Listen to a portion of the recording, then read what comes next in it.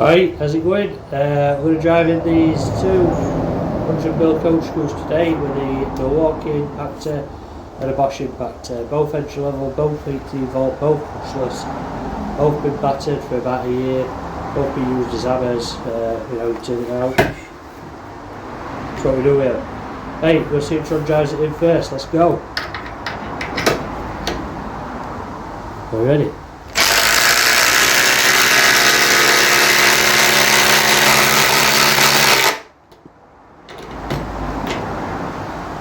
Milwaukee. Beat it by about ½ inch, quarter inch. Every little helps, doesn't it? That's why I use this.